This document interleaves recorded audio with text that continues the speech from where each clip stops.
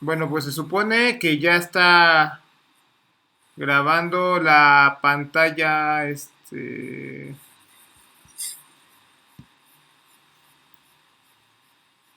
completa. Pues muy bien. Pues sale, Boris, ya, empezamos.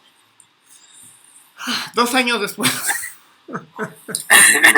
Sí, por Pero fin bueno, ya ya por funciona. fin de algo se puede hacer aquí. Bueno, pues camaradas, buenas tardes. Si se encuentran de este lado del planeta, buenas noches, bueno, o bonsoir, como quiera Sí, que sea. bonsoir.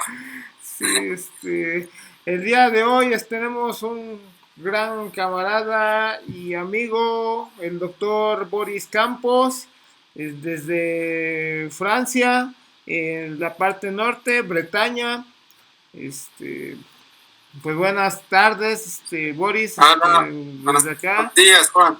Y pues más bien lo que nos gustaría es escuchar tu opinión, tu punto de vista sobre lo que está pasando en el coronavirus, porque tú eres médico cirujano y además vives en...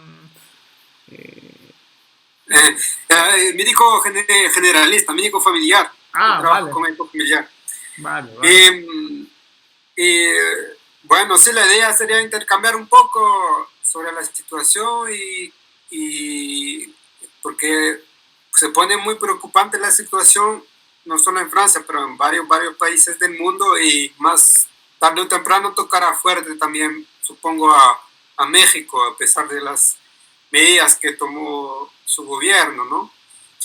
Pero antes de, quisiera desarrollar primero una idea Ujú. y para estructurar un poco el intercambio. Entonces, la idea se base en la tesis que los desastres naturales no existen, ¿no? Y que solo existen fenómenos naturales en los cuales hay el fenómeno de las epidemias, pero hay varios fenómenos naturales, ¿no? Como incendios, huracanes, sequías, etcétera. Entonces existen fenómenos naturales, pero para que se vuelvan una catástrofe deben coincidir con un estado de vulnerabilidad de grupos de personas. Y, y el capitalismo influencia a los dos. A la vez aumenta el riesgo y aumenta la vulnerabilidad de las personas. Me explico. Primero aumenta el riesgo de fenómenos naturales. Y en el caso de las pandemias hay un vínculo con la deforestación, con la urbanización y la cría industrial intensiva, no sé si se dice así, Sí, sí. es decir, con el modo de producción capitalista. Me explico, la sobreexplotación de los bosques destruye los espacios de vida de animales salvajes y entonces se van acercando los sitios donde viven humanos y donde viven los animales salvajes. O puede ser que la desforestación uh, conduce a tiene como consecuencia la desaparición de un depredador para un vector, por ejemplo, para los zancudos o cosas así. Pues de varias maneras interfiera con la relación entre seres humanos y el medio ambiente. Y, y cuanto más contactos hay entre seres humanos y animales salvajes, más riesgo hay que un virus se adapte al ser humano y se vuelve un patógeno para nuestra especie. Y el coronavirus no es el primer ejemplo, hubo varios en el último siglo, el VIH, el SIDA, el ébola, el virus Zika, varios virus y bacterias también, en los cuales podemos mover un vínculo con el modo de producción capitalista. Eso es la primera cosa, de dónde viene el riesgo. O sea, hay que interesarse un poco en eso, de por qué vivimos, por qué estamos viviendo una epidemia así tan fuerte. La segunda cosa es que el capitalismo aumenta la vulnerabilidad de la población. de varias maneras. Una es que, como ya saben, el virus toca o pega más fuerte a las personas que tienen factores de riesgo. ¿Y cuáles son esos factores? Es diabetes, problemas cardiovasculares, problemas respiratorios. Y si uno tiene ese tipo de enfermedades, tiene más riesgo de desarrollar una forma grave de la infección con el coronavirus. Y de ahí también se puede ver un vínculo con el modo de producción, o sea, con la sociedad en la cual vivimos. Es que estamos hay una exposición fuerte a la polución. En México, por ejemplo, o en ciudades como México, en ciudades como París o las grandes ciudades, estamos expuestos a polución, a niveles de polución muy fuerte que nos debilita. O trabajadores también que están expuestos a polución. Y también la gente con pocos recursos, poco tiempo para cocinar, pues se come la comida industrial y la mala comida, como decimos. Te llamo en un minuto. Sí, continúa. Y entonces de ahí viene el sobrepeso y los problemas de diabetes, problemas cardiovasculares. Quiero decir que no todos somos iguales y los más pobres son los que más sufren de esas enfermedades crónicas y entonces son los que más, es la población más a riesgo de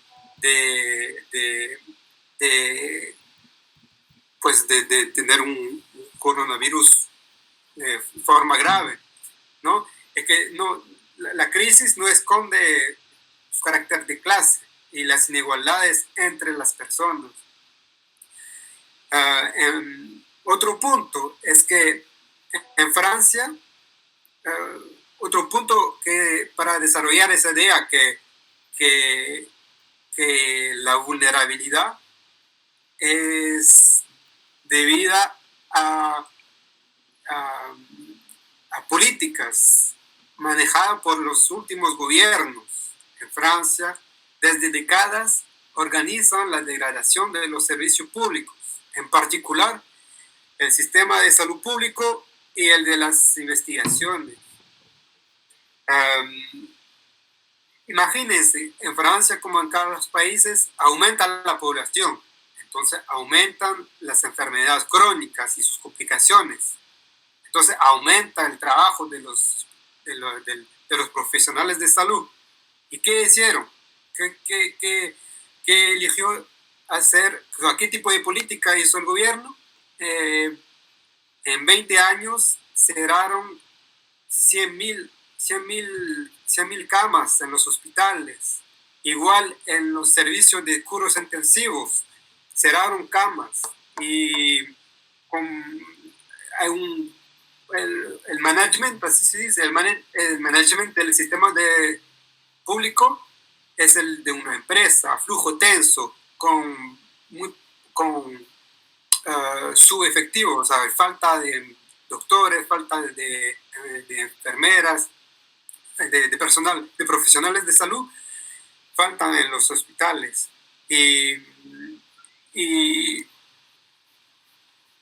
Por ejemplo, antes de la epidemia, había una huelga hacía 11 meses que los profesionales de salud de los hospitales estaban en huelga, sobre todo en los servicios de emergencia.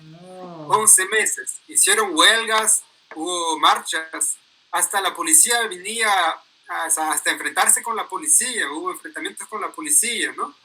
Y ahora podemos ver al gobierno que está, que aplaude a los profesionales de salud por su devolución en la crisis que vivimos, pero si miramos en los meses antes, estaban pegando a esos mismos profesionales de salud.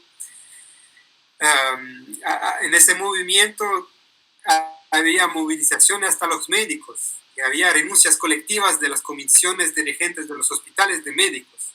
Es decir, que el movimiento no se podía parar la producción, ¿no? Como en las escuelas clásicas, en los sectores industriales, porque había, sí, es claro, hay que seguir producir, um, hay que seguir curando a los enfermos. Y entonces no se veía mucho, fuera del hospital no se veía mucho este movimiento, pero sí era algo fuerte como movilización. Um, otro, otro punto que quería desarrollar alrededor de esa idea de la vulnerabilidad es la cuestión de la fragmentación de las cadenas de producción a nivel internacional. Es que la verdad en Francia la capacidad productiva bajó mucho en el sector industrial por la cuestión de la división internacional de trabajo. Entonces, ¿sabes? El capitalista va a buscar el salario más bajo que existe en el mercado de la fuerza de trabajo. Entonces lo va a buscar en los países asiáticos, en India o países así. Y entonces la capacidad industrial francesa está mucho más baja que hace 30 años, digamos. Y por ejemplo, las máscaras, que es una necesidad básica, no necesita una tecnología importante para producir las máscaras. Según el propio gobierno, en Francia se puede producir solo 8 millones de máscaras por semana, cuando se necesita, según el gobierno, 40 millones de máscaras por semana. Y entonces Francia, imagínense que uno de los 10 países más ricos del mundo, hay penuria de protecciones básicas, como las máscaras, lentes de protecciones, aún para los médicos y enfermeras que están en primera línea, van a trabajar sin máscaras. Entonces, eso es el problema, entre otros, debido a esta fragmentación de las cadenas de producción, ¿no? Porque como no lo podemos producir en Francia, hay que pedirlo en otros países. Y como hubo un paro allá en China, tardó la llegada de nuevas máscaras y todavía faltan. Y también una otra manifestación de este problema es la interrupción de las cadenas productivas. Tiene efectos también sobre las producciones de tratamientos de primera necesidad. Por ejemplo, ya crearon muchas camas de cuidados intensivos para prepararse aquí lo llamamos la ola de la epidemia. Y entonces, para anticipar, porque no anticiparon mucho, pero en los últimos días crearon muchos sitios para acoger los casos graves de coronavirus, pero encontraron camas, encontraron personal, profesionales de salud, pero ahora lo que le va a faltar es tratamiento, sedativos, antibióticos, y no somos en país así del tercer mundo, es Francia, pero de eso alertaron, o sea, hubo médicos que alertaron al poder público porque no tienen más de 3 días de reserva para algunos tratamientos básicos. Igual para el test, el depistaje. Acá en Francia solo hicieron depistaje para las personas que estaban hospitalizadas o para los profesionales de salud.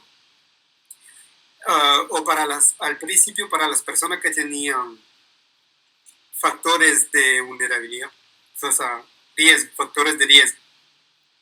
Pero ya no, solo guardan hacen el depistaje para las personas que están hospitalizadas. Y la razón, intentan esconderla con motivos de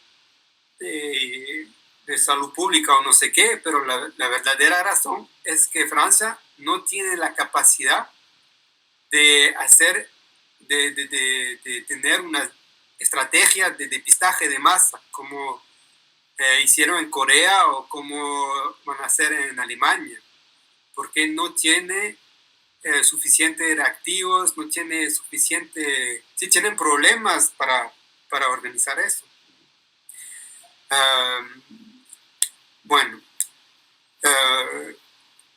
otro punto es la cuestión de la investigación farmacéutica, ¿no?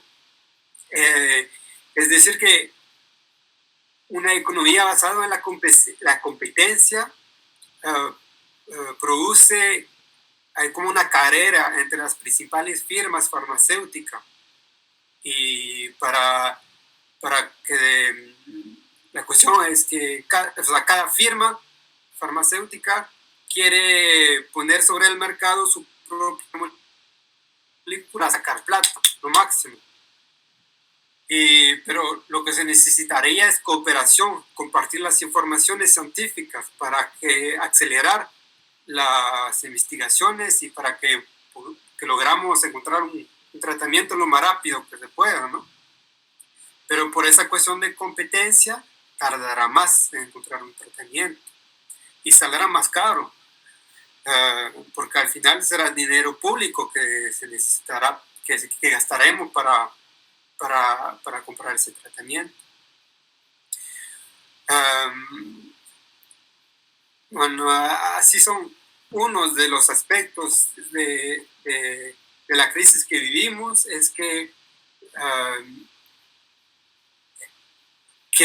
si la pandemia está tan grave, hay que ver atrás, o hay que ver que es porque hubo decisiones políticas que hicieron que llegaríamos a ese punto, en esa situación.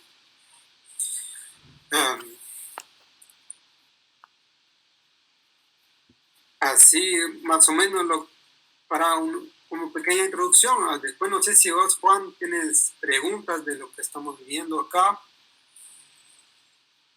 Es muy doloroso.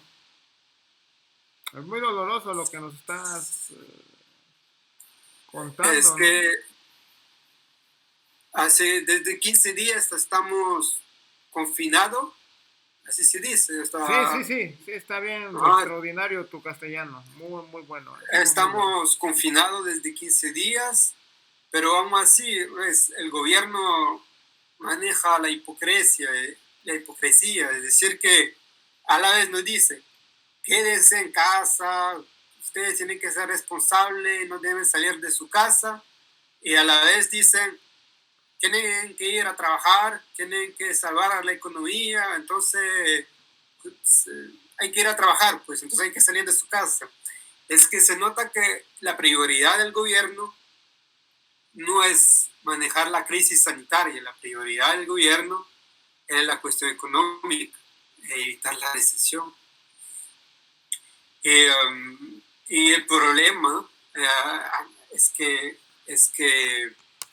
o sea, porque sacaron varias medidas para ayudar más que todo a los patrones, ¿no? a las grandes empresas. Y tarde o temprano el gobierno nos presentará la factura. Es decir, que todos los gastos públicos para salvar a esas empresas algún día vendrá para decir, mira, gastamos tanto y entonces ahora, no sé, van a tener que hacer más cortes en los presupuestos públicos para la austeridad, ¿no? Para poder pagar el dinero que van a sacar hoy.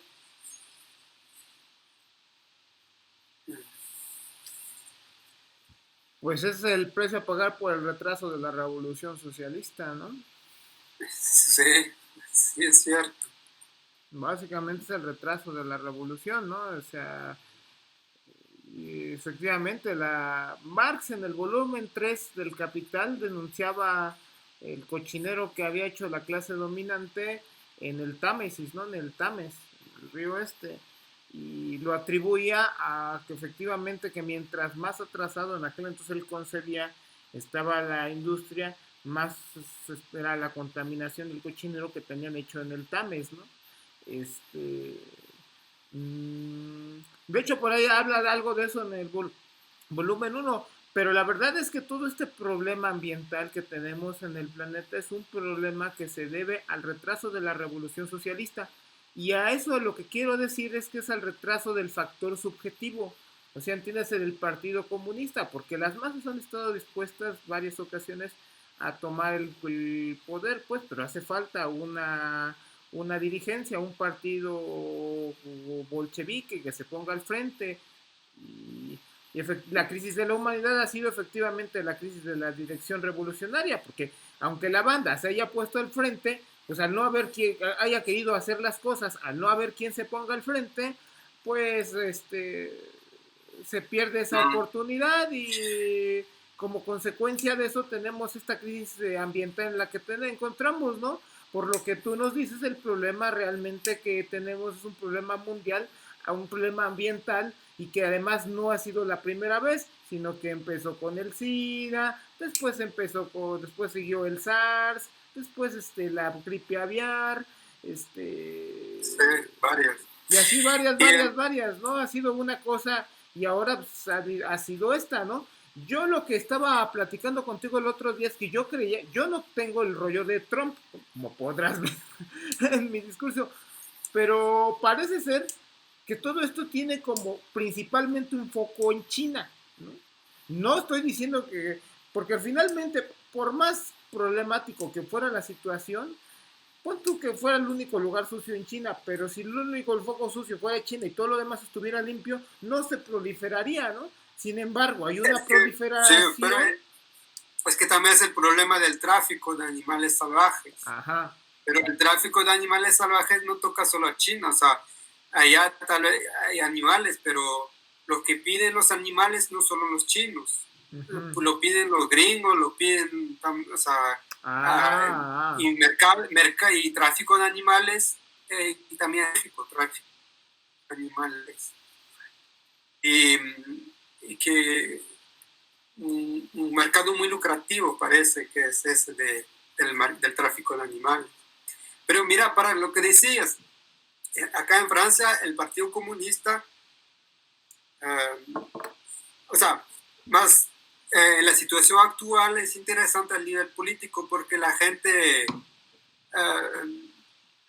hay mucha rabia en la población, porque ya oyeron hablar de los chalecos amarillos, ¿no? Ya, Hace claro, 2 años, son muy populares aquí en duró México. más el movimiento. Eso empezó en 2018, en 2019 y el último final de año, hasta febrero, hubo un movimiento histórico de huelga en los transportes de más de 40 días y una huelga muy fuerte en contra de una reforma de las pensiones. Entonces ya había una rabia fuerte en la población de Francia. Y ahora esta rabia está confinada, digamos, pero a ver la gestión de la crisis va a aumentar, está aumentando esa rabia. Ya. Y un fenómeno interesante es que se pone al orden del día la intervención del Estado. O sea, que aún los liberales que dicen que no quieren que el Estado intervenga en la economía, la cuestión de la economía, aún nuestro ministro de las Finanzas está listo a nacionalizar algunas empresas. Claro que para él es una manera de preservar a los intereses de los accionarios. Por ejemplo, Air France. Air France es la compañía de aviones, de la compañía aérea, ¿cómo se dice? Aérea de Francia. Entonces el ministro de las finanzas no quiere lo quieren nacionalizar por parte, por lo menos. O sea, ellos lo hacen por el interés de la clase dirigente, ¿no? Pero por lo menos crea el debate. Y el debate alrededor de cómo se debe manejar la economía y de cómo, sobre todo, la economía de mercado no logra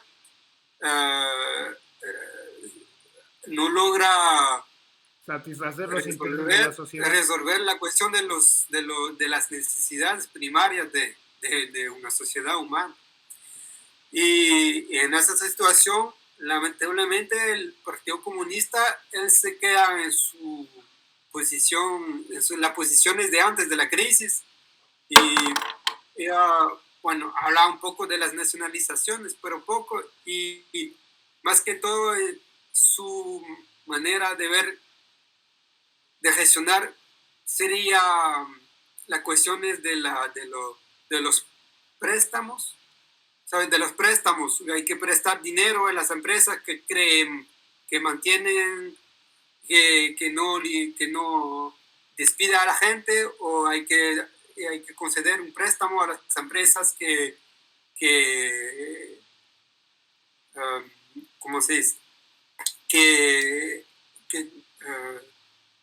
tienen nuevos salarios, ¿sabes? Que contratan a nuevos trabajadores, que crean empleos.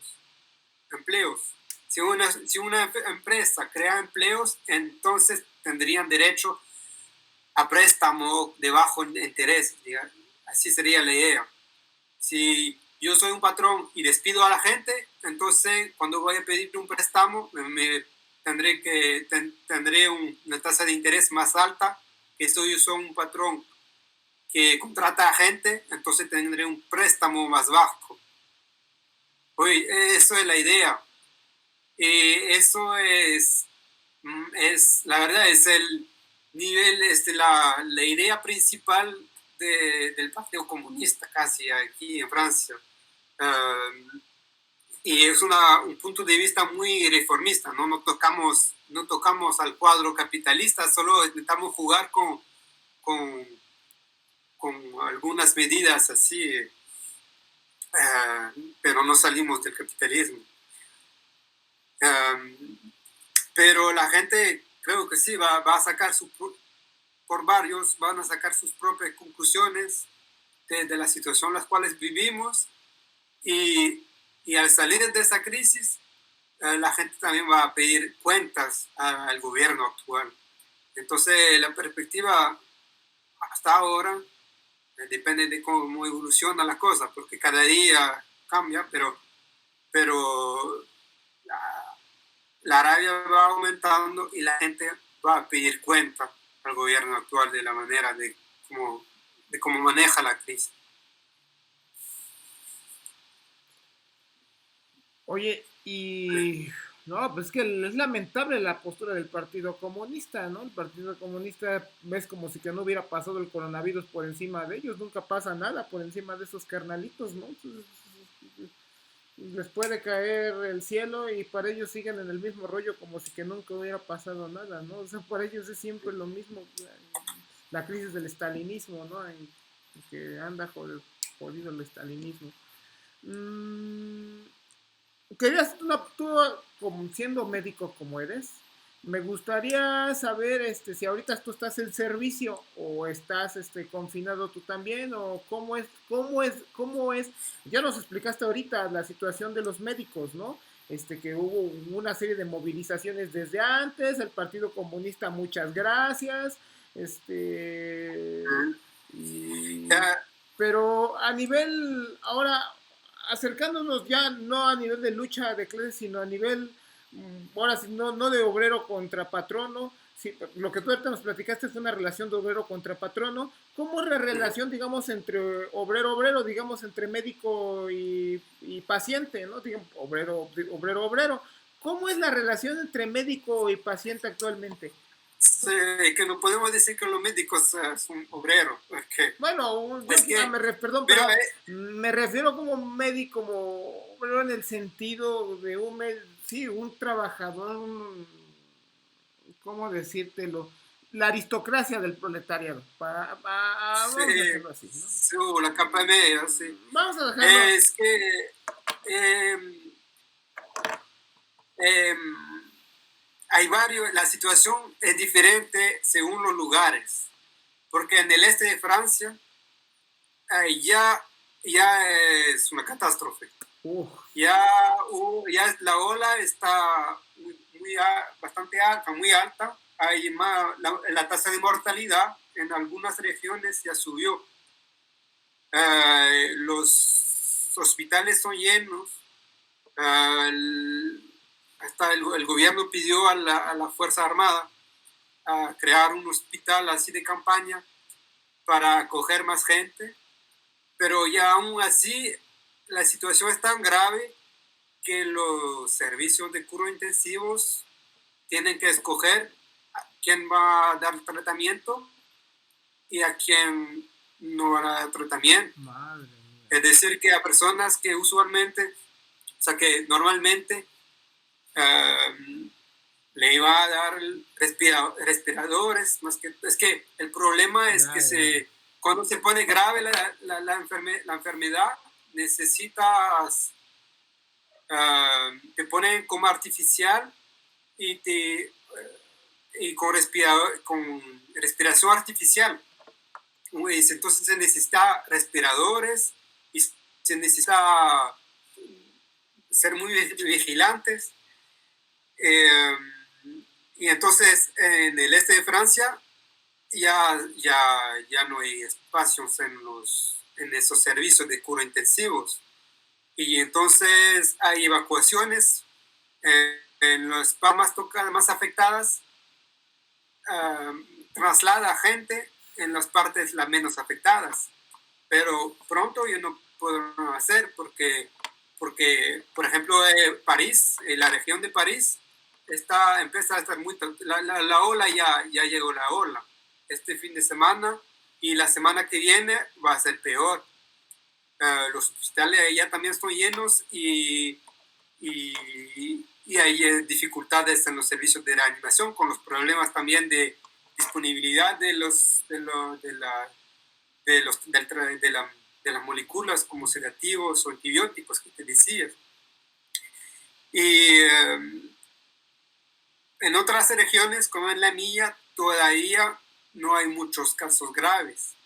Y estamos esperando, o sea, estamos esperando la ola. Hubo casos, pero todavía no como en el este de Francia. ¿En el este te refieres Entonces, a lo que, perdón, al este te refieres a Estrasburgo, a toda esa zona que anda colindando sí, con Alemania? sí, Mulhouse, Colmar, sí, colgaba a Alemania. Sí. Y,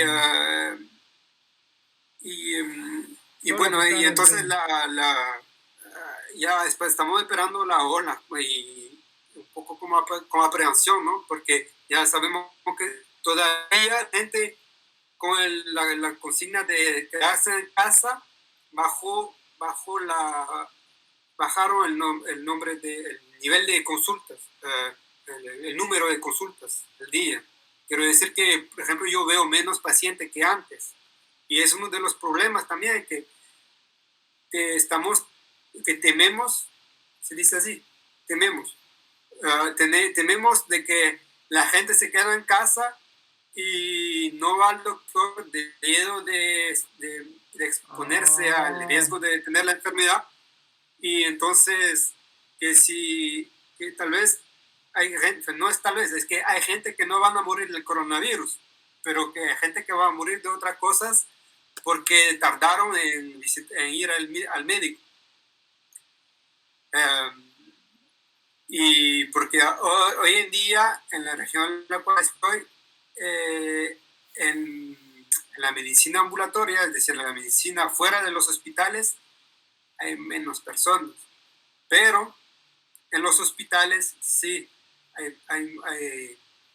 hay mucha gente. Los hospitales sí están más llenos que en la medicina ambulatoria. No sé si me explico. Sí, sí, ya, vale.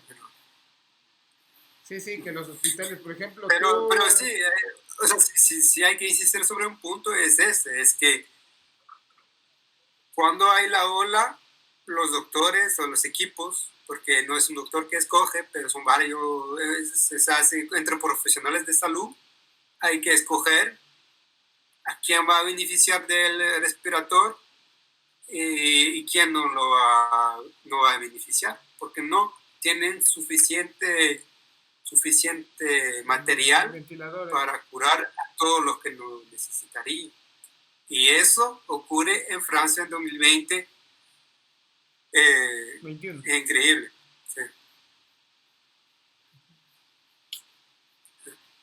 Sí. Bueno, entonces, por lo que me dices, ahorita la crisis la tienen los médicos que se encuentran en hospitales, no ustedes como médicos de familiares, Ajá. ¿no? Mucha Sí. gente no está saliendo, ya no está saliendo de sus casas aunque tiene la enfermedad. ¿Podrías decirnos tú?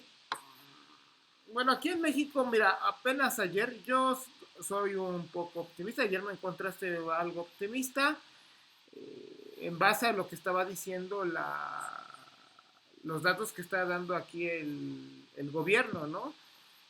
Sí. Pero tú me decías que la cosa incluso tú la veías un poco que en México se iba a venir una situación más avanzada, más pesada. Tú nos decías en unas semanas, pues esperabas una situación más avanzada en México. ¿Tú qué recomendación le mandarías a los trabajadores que te, bueno, ahorita el canal, Ajá. a los trabajadores que te estén viendo, pues, de habla hispana, sí, que siguen este canal? ¿Qué Ajá. recomendación le darías?